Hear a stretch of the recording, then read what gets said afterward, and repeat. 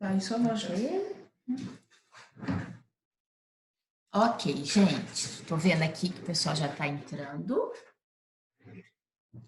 Valeu. Tô vendo aqui só para ver se todos retomam. Então, vamos dar continuidade, então. Gente, como eu falei com vocês, eu estava apresentando a estrutura dos ossos pneumáticos, né? São aqueles que vão apresentar, então, essas estruturas, essas cavidades. Essas cavidades ósseas, gente, elas são importantes por quê? Porque elas, inclusive, elas promovem, fazem com que essa estrutura óssea seja mais leve, tá? Inclusive, só para vocês terem uma ideia, logicamente que o nosso foco é todo humano, mas as aves apresentam ossos pneumáticos, tá? Porque isso dá leveza à estrutura óssea. Então, obviamente, para eles tem uma facilidade e uma importância ímpar para esse grupo, tá? Aqui para gente também dá essa leveza. Agora tem um detalhe interessante. Foi até a gente ter o ponto de corte aqui e eu realmente não quis estender para poder focalizar com vocês e explicar isso de uma maneira adequada, porque no nosso dia a dia, olha só, essa área, essas cavidades que são apresentadas, né, dessas estruturas ósseas, elas formam o que a gente denomina de seios paranasais. Aí você pode falar assim, mas eu continuo não fazendo associação. O que é de então interessante? Já já eu apresento a vocês, tá bom? Deixa eu só aproveitar nessa imagem, que aí eu vou apresentar uma coisa que vocês vão, eu acho que a maioria de vocês vão identificar com alguma coisa que já tenha ocorrido com vocês ou com alguém próximo. Reparem aqui, eu tenho a estrutura do osso frontal e aqui essa regiãozinha, né? Que é essa região que nós denominamos essa cavidade. Não só aqui do osso frontal, como também no esfenoide, tá? De que esse ambiente ele é revestido. Então, internamente, eu tenho um revestimento tecidual, que é o que a gente denomina, ela é revestida com tecido de revestimento, e ela é uma região úmida, tá? É uma região onde eu tenho aqui um material naturalmente, que ele é produzido, ele é revestido, tá? Bem, e isso significa o quê? Isso significa que eu tenho nessa região dos seios paranasais, né? Nós temos o seio frontal, nós temos o seio maxilar, nós temos um seio que a gente denomina do esfenoidal e do etimoidal, e que é justamente por isso que eu queria chamar a atenção de vocês a partir dessa imagem. E reparem, quem tem sinusite, quem já teve sinusite, normalmente ele queixa, ele fala assim, nossa, eu tô passando mal, tô com dor de cabeça, né? Aí a gente pergunta assim, tá, mas essa sua dor está onde? A pessoa normalmente ela põe a mão nessa região, tá? Por quê? Na sinusite, que possa ser por vários motivos, pode ser alérgico, bacteriano, né? É o acúmulo de secreção nessa área interna, certo? Então, acaba tendo, porque aquele epitélio que reveste internamente aqui é um epitélio, e nós temos sempre a produção de muco, mas que é no indivíduo saudável, no nosso dia a dia, nada que exceda. Mas a partir do momento que o indivíduo tem um processo, né, inflamatório, infeccioso, ele começa a ter um acúmulo da secreção nessa área e que gera o quadro de sinusite. Quem já teve, né, sabe, enfim, até mesmo caso eu vira e mexe tenha a sinusite crônica, é algo que realmente incomoda, é muito, né, às vezes tem uma pegada alérgica muito grande, né, por isso que é muito comum também as pessoas terem com relativa frequência, tá? Então é porque internamente nós temos o acúmulo de secreção nessas áreas, nessa região de ossos pneumáticos, tá? Então, por isso que eu acho importante a gente destacar, né? Tem pessoas que têm realmente sinusite crônica e que vivem constantemente com uma região congessa nessa região. tá? É importante, tem que tratar direitinho, não dá para se manter, né? Afinal de contas, ali é material de secreção que vai se acumulando e até mesmo, olhem só, deixa eu voltar aqui para vocês perceberem, até mesmo pela presença física, pela proximidade com algo nosso que é muito importante. O quê? Olha aqui em cima. Eu tenho aqui a região do cérebro. Eu tenho cérebro. Então, é muito próximo. Então, qualquer excesso de muco, material aqui, ó, ele tem que ser cuidado, ele tem que ser tratado. Não é algo que é para ser levado sem importância. Eu sempre tenho, não. É algo que tem que ser levado com seriedade, tem que ser tratado, porque eventualmente a médio e longo prazo possa dar maiores problemas, tá bom? Só para chamar a atençãozinha aqui de vocês, porque eu já combinei com vocês que tudo do contexto anatômico sempre é muito bem-vindo, né? Só porque eu acho que deve chamar a atenção de vocês. Eu tenho aqui a estrutura do cérebro, e aqui a gente percebe uma estruturazinha que vem protegida pelo osso esfenoide, né? Vocês vão ver adiante, essa estruturazinha aqui, ó, é uma estrutura penicular, isso daqui é a hipófise, uma glândula endócrina importantíssima, é considerada a glândula mestre do nosso organismo, tá bom? Algo que vocês vão estudar adiante. Inclusive, ó, fazer propaganda aqui para minha irmã, com a minha irmã na segunda-feira, tá bom? Que é a morfodigestório endócrino e renal. Tá, depois vocês cobram lá da minha irmã, vocês me falam depois. E já falei. E aqui são os ossos sesamoides, né? Que se caracteriza esses ossos sesamoides? É engraçado, de uma maneira geral, são aqueles mais, eventualmente, que você mais esquece, né? Olha, são aquelas estruturas ósseas que vão desenvolver essas estruturas tendíneas, tá bom? Por exemplo, esse daqui, ó, que é aquela estrutura patelar, que hoje, na nossa recordação ali, bem básica, em relação ao que a gente já tinha visto anteriormente, né? Essa estrutura óssea observada ali no processo articular, né? Onde a gente tem a articulação do membro inferior, tá bom? Bem, existe, eu me recordo disso quando apresentei vocês lá em sala de aula, aquelas peças ósseas que às vezes eu vou fazer uma projeção cheia, uma nomenclatura enorme, cheia de, inclusive, nomezinhos bem delicados, uma imagem... Bem, eu falei com vocês, nas nossas estruturas ósseas, nós temos várias estruturas, várias saliências, né? Ou acidentes ósseos, dos quais nós chamamos. Obviamente, aqui eu apresento para vocês paulatinamente, no nosso dia a dia, não só da nossa disciplina, ao longo do conjunto, né, do estudo da anatomia, para a gente ir acostumando, memorizando, entendendo e fazendo disso um aprendizado contínuo, né? Então, nós temos nesses acidentes ósseos, as estruturas são denominadas processos, tuberosidades, tubérculos, protuberâncias, espinhas, cristas e eminências. Vou apresentar aqui algumas dessas para vocês verem, tá bom?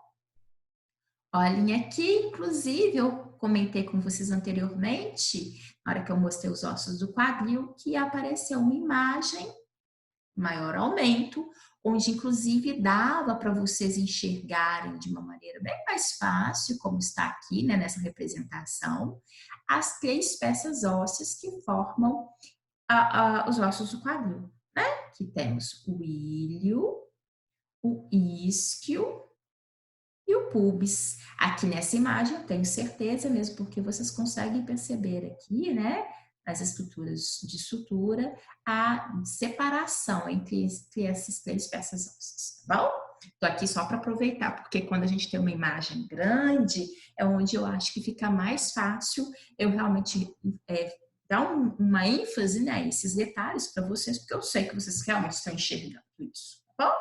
Mas olhem só, essa imagem está aqui, eu quero apresentar para vocês essa áreazinha, né? Para que a gente fala de crista, essa daqui é a crista ilíaca, tá? Essa região, essa estrutura, esse acidente ósseo, do qual nós damos o nome de crista ilíaca. Eminência, reparem aqui, ó, eminência iliopúbica. Por quê? literalmente em termos dessa junção entre a estrutura do osso ilho e o osso pubis.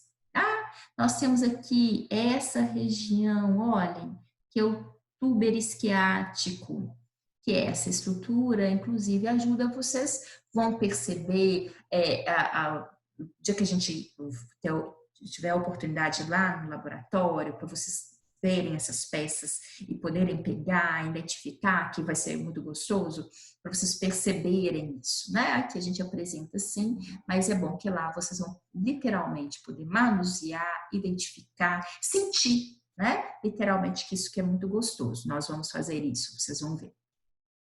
Aqui, essas estruturas, então a gente consegue perceber ainda mais, né? Olha, essa estrutura óssea aqui, ó, é a una, né? E reparem vocês, eu vou aproveitar, chamar atenção, é um osso longo, né?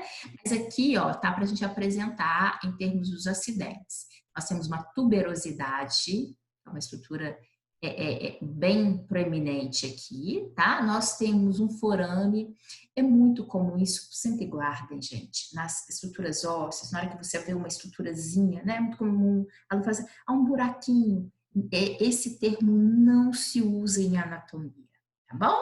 Na hora que eu observo qualquer estrutura em relação a isso, eu falo que é um forame, certo? Aqui também nós temos uma incisura, tá? Do qual a gente consegue perceber também, reparem aqui, em todas essas três peças, são três peças que é o único osso, que é a una, né? Em diferentes visões. Aqui nós temos a incisura radial, tá bom? Bem, aqui vou apresentar a vocês, chamando a atenção aquilo que eu falei logo no início, né? Que eu ia apresentar a vocês a classificação, como as estruturas ósseas possam ser classificadas de acordo com a sua composição em termos de comprimento e espessura, né? Isso nós vimos que os ossos possam ser longos, os ossos possam ser curtos, e os ossos possam ser planos, e os ossos possam ser pneumáticos, e os ossos possam ser sesamoides, né? E nós vamos verificar aqui a estrutura dos ossos, né? A classificação dos nossos ossos, quanto ao tipo de substância, tá? Quanto à sua constituição tecidual. É isso que eu vou apresentar a vocês. Hoje, na hora que eu apresentei a vocês um desenho esquemático lá de um osso longo, no qual eu apresentava pela primeira vez que o corpo daquela estrutura óssea era diáfise, que nós temos as extremidades, que é a região da epífise. Aí eu falei com vocês, mostrando, chamando a atenção de osso, de região de substância compacta e de substância esponjosa, eu vou fingir que não estou vendo porque eu vou apresentar a vocês mais adiante, não foi? Então é isso que eu vou apresentar para vocês agora. Só até para vocês contextualizarem, conseguirem perceber que eu vou apresentar aqui algo que ele já é recorrente. Algo porque não tem, né? Na hora que a gente observa o nosso material, a gente às vezes está observando naquele momento, estudando um determinado detalhe, mas que vários detalhes estão sendo ali demonstrados numa única peça, embora às vezes, para mim, naquele momento, não seja o foco, tá bom? O que isso significa? Aí eu chamo a atenção de vocês daquele ponto até que eu fiz questão de permanecer com aquele slide que eu já tinha chamado a atenção de vocês lá presencialmente, porque é característico da peça óssea serem peças rígidas, né? Das quais conferem uma resistência muito grande. Agora, obviamente que isso tem muito a ver com a disposição dos elementos citológicos que compõem esse tecido, tá? Então, eu vou mostrar a vocês aqui que da maneira como o material ósseo ele se dispõe, eu posso classificar em tecido ósseo compacto, que o próprio nome já é até bastante sugestivo, né? E um tecido ósseo esponjoso, que por sua vez também eu acredito que na hora que a gente fala dessa nomenclatura, a gente já vem em mente para a gente do que seja, certo? É importante salientar que, em termos de constituição tecidual, eu tenho são as mesmas células, o mesmo elemento de matriz extracelular, né? Ou seja, sendo constituído, eu tenho os mesmos elementos. Mas a maneira como ele se dispõe aqui é que é diferente, tá bom? Aproveita aqui em termos de imagem. Ó, gente, sempre para chamar a atenção de vocês, eu já falei no primeiro momento, tá? Tá o chat aqui disponível. Eu até hoje também tirei o áudio, porque até pela nossa experiência da segunda-feira, vocês mesmos pediram, né? Para poder dar organização e não ter nenhuma interferência. Mas podem ficar à vontade, participar, qualquer questão colocada em termos de dúvida, tá? Leone, eu não esqueci da sua pergunta, não, certo? Mas é só que agora, em termos dessas questão das perguntas impertinente à aula, alguma coisa em relação a isso, de entendimento, podem ficar à vontade, tá certo? Bem, então, deixa eu apresentar a vocês aqui pelo desenho. Reparem vocês que nessa mesma representação, o autor nos coloca aqui uma região, tá? Essa área, inclusive, toda aquela região de áfise que nós vimos anteriormente, que corresponde ao corpo da estrutura óssea de um osso longo, ela é constituída, ela é formada por um tecido ósseo que nós denominamos tecido ósseo compacto, tá? A própria terminologia me dá essa associação, compacto, rígido, algo que na hora que eu observo está uma estrutura sobre a outra, né? Sem áreas vagas, isso é muito clássico, tá bom? Agora, em contraposição, eu tenho a região do tecido ósseo esponjoso. Lembra esponja, espaços vazios, né? Dos quais nós podemos observar aqui. De fato é isso. E é interessante, vão aparecer em outras imagens, que vai ficar ainda mais evidente para vocês. Repare, e agora nessa imagem, para a gente verificar melhor, também vários outros nomes, alguns detalhes, os quais nós vamos ver adiante, tá bom? Aqui a para mostrar a vocês o que é Pedi para fazer meu almoço por isso. esponjoso, para imitar aqui, para vocês entenderem melhor. Bom, então olhem só, de fora essa regiãozinha daqui, para a região da diáfise, temos a região do osso compacto, tá?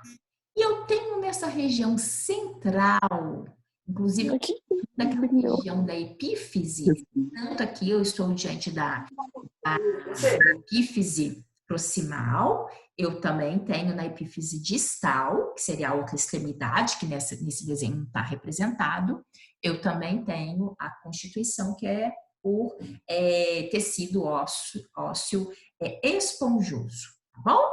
De fato, quando aqui o autor já está me fazendo referência, aqui eu tenho um ambiente que vai ser observado medula óssea, tá bom?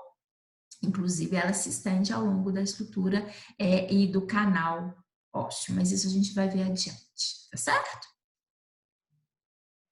Aqui, chamando a atenção para vocês, agora eu gosto dessa imagem porque ela me dá essa noção clássica, né? Em termos do que realmente corresponde a essa substância óssea compacta que a gente fala tanto, tá? Reparem vocês aqui nessa imagem que realmente houve um corte de uma estrutura óssea. Tudo isso daqui dá para mim, dá bem nítido para a gente, né? É um ambiente compacto. Só até para poder facilitar algo que a gente vai ver mais lá na frente. Mas, por exemplo, se eu fizer um corte histológico dessa estrutura daqui, ó, eu vou ver, aqui está esquemático, mas eu vou ver que aqui eu tenho estruturas contínuas, uma malha tecidual contínua, tá bom? Que é o que caracteriza esse osso compacto. Bem, aqui, até em termos de desenho esquemático, mostrando para vocês, né, essa estrutura óssea compacta aqui, tá bom? E aquela estrutura óssea esponjosa? Olhem essa imagem, que bonita. Eu tenho aqui, houve um corte longitudinal de uma estrutura óssea, eu consigo observar na extremidade da epífise internamente que ela é constituída por uma composição, tem uma composição óssea esponjosa. Que ela se caracteriza assim porque eu tenho aqui estruturas laminares com arranjos irregulares. Reparem que eu não tenho aqui necessariamente uma organização. Eu tenho tanto espaços mais amplos quanto espaços menores. Então, é clássico isso, né? Eu sempre gosto de brincar com os meus alunos, e até eu pergunto a vocês se vocês tiveram infância. Vocês tiveram literalmente aquele almoço de domingo na casa da avó, e agora a gente tem até que evitar, né, ficar visitando a avó pelo momento. Mas olhem só, quando a gente vai no almoço da casa da avó de domingo, tem ali a maionese e a gente ainda come o franguinho, né? E tem várias crianças que às vezes gostam de pegar aquela parte óssea, vai, come, come, come, e depois ainda pega aquela estrutura óssea e fica ali chupando, né? Literalmente, e você olha aquela estrutura óssea que fica sobre a mão assim, até clarinho e cheio de porosidades, né? Eu falo disso porque, logicamente, aqui eu estou falando de uma estrutura óssea humana, mas nós conseguimos fazer essa associação. Nós já vivenciamos isso, nós já vimos isso. E nessa oportunidade, a gente consegue verificar aqueles vários furinhos ali na região da epífise daquela estrutura óssea, tá? Então, só para a gente fazer associação, porque é muito importante, eu chamo a atenção de vocês, quando a gente estuda, gente, quanto maior for a nossa associação de fato, né, em termos de visualizar, ajuda você a gravar, entender e fica muito mais fácil. Bom, então é isso que a gente observa na substância óssea esponjosa, é a disposição das trabéculas, né? A disposição dessas estruturas laminares é de um contorno bastante irregular e do qual é muito característico. Tá? Reparem aqui nesse desenho esquemático, onde o que nós podemos observar? Eu tenho aqui a observação de um osso longo. O autor fez aqui para mim vários cortes, tá? Esses cortes são cortes que nós denominamos cortes transversais. Como que eu posso perceber isso? Reparem que ele está até me indicando, ó, ele fez um corte nessa regiãozinha daqui, e aí está fazendo um desenho dessa areazinha. Ele tirou essa estrutura e está me mostrando como que ela é internamente. Reparem vocês que essa região aqui, ó, tem a epífise proximal e a epífise distal, tá? E essa daqui é a região do corpo que é a diáfise. Bem, eu posso observar aqui que ladeando essa região eu consigo verificar o osso compacto, mas na região central, olha, cheia de trabéculas, cheias de proeminências, essas regiões aqui das quais nós observamos as estruturas lamelares, que é constituída por osso esponjoso. Bom, reparem que a associação ele vai se estendendo ao longo da estrutura corporal desse osso, fez um outro corte, agora eu já vejo a cavidade medular, que é essa região centralzinha aqui bem característico, né? E ao entorno dela, eu tenho ainda o osso esponjoso e adiante o osso compacto.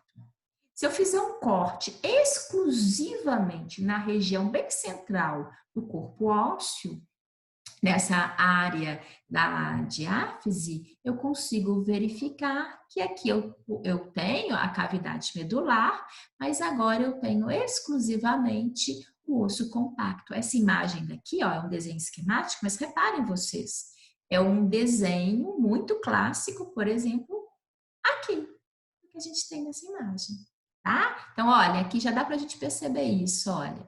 Na região da diáfise, eu agora se eu fizer um corte aqui e observar o material, tanto vista anatômica, como que está aqui, que é um desenho esquemático, de uma observação interna, eu tenho a mesma observação, tá bom?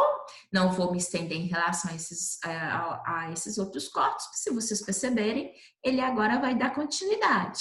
O que eu tinha daqui, que eu falei, da epífise proximal até chegar a essa região central da diáfise, agora eu vou ter a mesma associação quando eu observo na epífise distal, tá bom?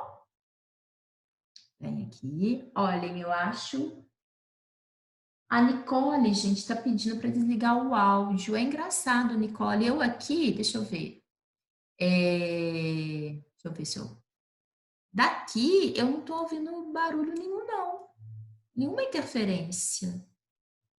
Tá? Aqui não tenho nenhuma. Para mim, não está aparecendo interferência de som, não. Tá? Tá até um silêncio. Não estou acostumado com tanto silêncio. Sentindo falta de você, gente.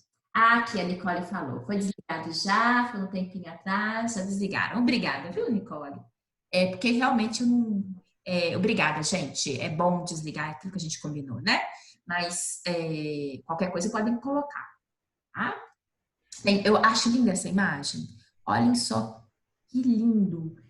O corpo humano é tudo muito bonito, né? E nesse corte, olha, nós temos, essa é uma região articular, né? Literalmente a região do braço. Aqui nós temos o osso que é o húmero, também é um osso longo, né? E aqui a gente está tendo a observação justamente dessas estruturas que nós estamos falando. Olha, eu tenho uma região de osso compacto em torno, aqui até realmente bem fininho, olhem, reparem vocês, bem mais delicado, bem mais fino. A gente observa aqui ao longo de todo o entorno da peça óssea, também essa região de osso compacto, tá bom? E muito claro, né? Muito bonito, bem visível essa região do osso esponjoso. Bom? E aqui também perceptível para nós, ó, a região de osso compacto e a região do osso esponjoso. Tá? Olha só, aqui é uma estrutura da qual eu observo com muita facilidade, aqui inclusive só destacando, tá, gente? Porventura nessa imagem, essa área aqui, robusta, ela não está necessariamente associada a nenhuma alteração óssea, não, tá bom? Mas mais adiante a gente vai ter a oportunidade de falar, há algumas características, algumas alterações que possam ocorrer conosco e promover fragilidade óssea, promover interferência, inclusive, na disposição de lamelas, caméculas ósseas e eventualmente ser perceptível fragilidades, tá bom? Mas aqui, olhem, observem uma grande presença, né, maciça, muito visível para a gente desse ambiente esponjoso, tá? E a parte compacta. Bem, já apareceu lá no passado também, e eu vou mostrar a vocês aonde, quer ver? Tem hora que eu não chamo atenção, porque também a gente tem, por mais que eu queira falar, mas tem hora também muita informação. Eu não quero complicar a vida de vocês. Mas olhem só nessa imagem. Eu falei do osso compacto, eu falei do osso esponjoso, ainda mencionei sobre a região medular, né? Mas olhem que aqui fora, olhem só como que apareceu bonitinha essa estrutura. Olha, existe uma estrutura de revestimento externo, tá? E ele é importante.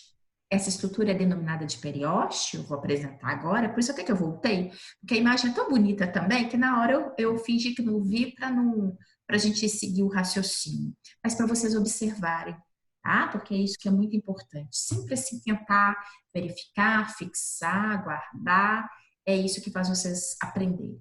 Bom, então vou voltar aqui. Bem, olhem essa estrutura aqui novamente, que agora que eu vou apresentar a vocês. Essa estrutura, ela é denominada de periósteo.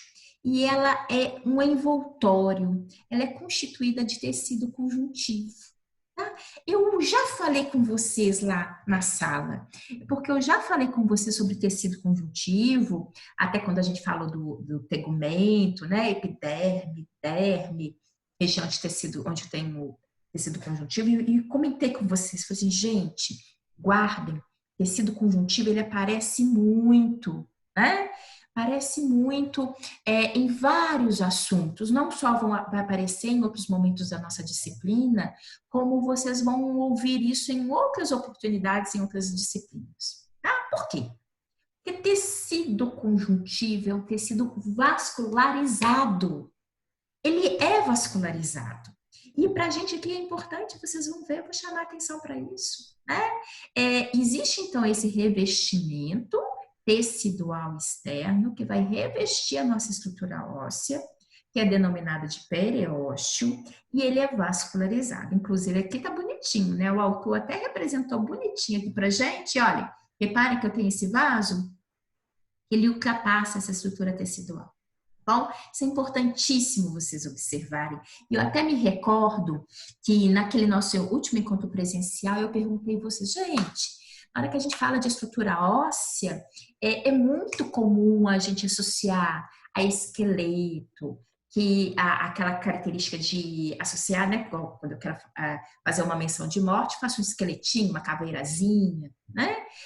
Mas olhem, a gente está falando do tecido ósseo do indivíduo vivente, né? Recordam disso? Até falei assim, olha, por isso que se a gente tiver uma fratura óssea, a gente vai sentir dor, posso vir a ter prejuízos vasculares, né? Porque eu não estou falando de uma peça óssea, eu só tenho ali a porção mineralizada que restou. Não. Eu tenho todo um constituinte, eu sou diante de um indivíduo, de um ser vivo, de um indivíduo que tem vascularização, que tem inervação, então isso faz toda a diferença, tá bom?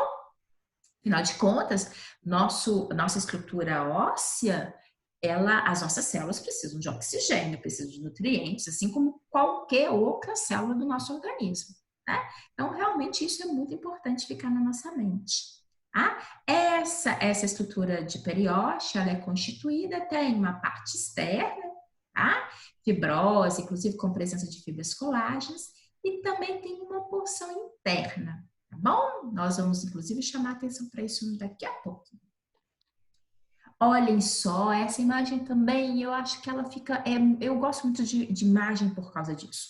Porque uma imagem, se a gente quiser, ela nos diz muito, né?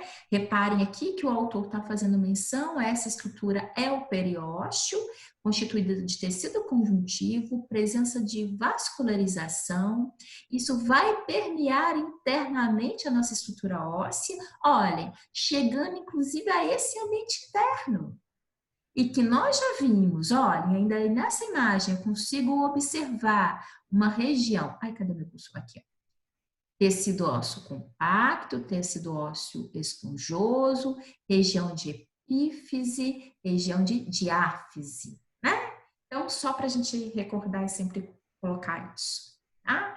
Então, logicamente, se eu estou diante de células ósseas do indivíduo vivente, essas células precisam de vascularização, porque é a partir dessa vascularização que virá a nutrição, né? E o oxigênio para essas células. Então, por isso que o periósteo torna-se tão importante, porque é ele que permite, através dele, né?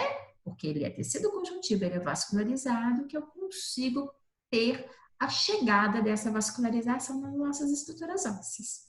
Tá bom? Isso é bom, importante vocês observarem isso.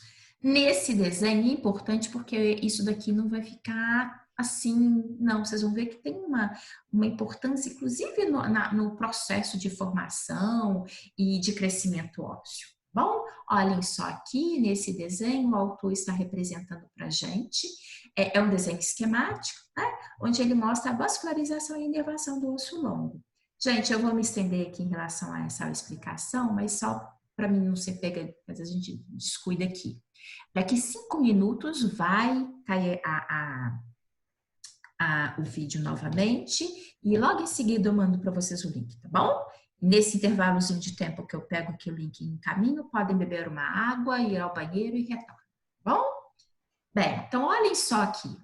Reparem vocês que o autor está chamando a atenção para a gente da estrutura óssea, esse aqui é o periósteo, chamando a atenção nossa que a partir dele que eu tenho a presença da vascularização, só para a gente, né, toda essa parte vermelha seriam vasos arteriais, e a parte em azul nós temos a parte venosa, tá bom?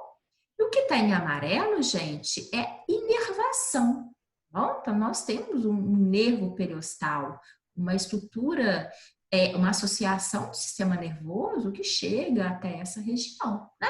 Se o indivíduo vier a ter uma fratura aqui, ele vai ter a observação e a sensação sensação dolorosa.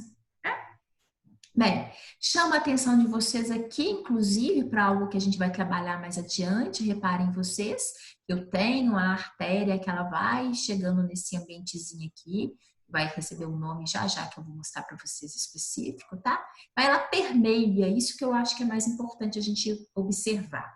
A vascularização, ela não só chega a partir da estrutura de periósteo, mas ela também evade, ela permeia toda a estrutura óssea. Tanto na sua região da epífise quanto na região da diáfise, tá? Que é essa região do corpo. E